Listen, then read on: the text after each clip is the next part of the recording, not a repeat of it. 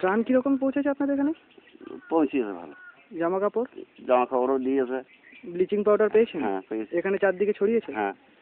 আচ্ছা, খাবার দাবার এমনি? আর এখন আর খাবার খুব একটা আসছে না, এই মোটামুটি এই দিন 8-10 মতন খাবার আসছে না খুব একটা। আসছে না।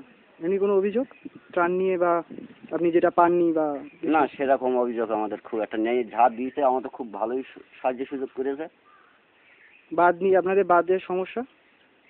সমস্যা একটু মানে কিছু আছে, মানুষের সব তো চাহিদা পূরণ করা যায় না। এখন সেইভাবে এখন আমাদের এইভাবে প্রান্তিক উপরে আমাদের নির্ভর করতে হচ্ছে।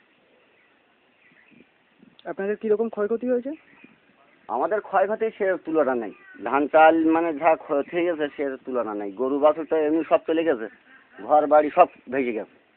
প্রতিশ্রুতি কত পেয়েছেন মানুষের কাছ থেকে?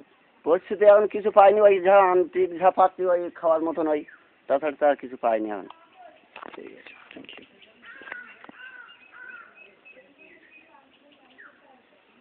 আর একটা করে ওই পেপার পাইয়েছি।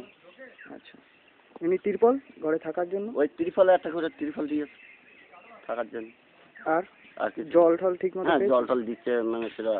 কিরকম লোক আসছে এখানে? ভালোই লোক আসছে, মানে যখন আসছে 2-3 জন করে মানে প্রান্তে ঢুকছে। ভিতর দিকে যাচ্ছে মানুষেরা?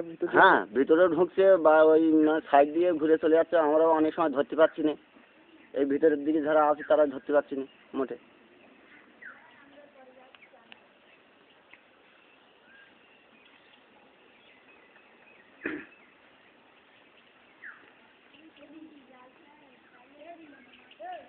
এমন সময় এসে পৌঁছয় তখন ওই সাইডের লোকগুলো পেয়ে যায়, আমরা ভিতরের দিকে আর পাইনি।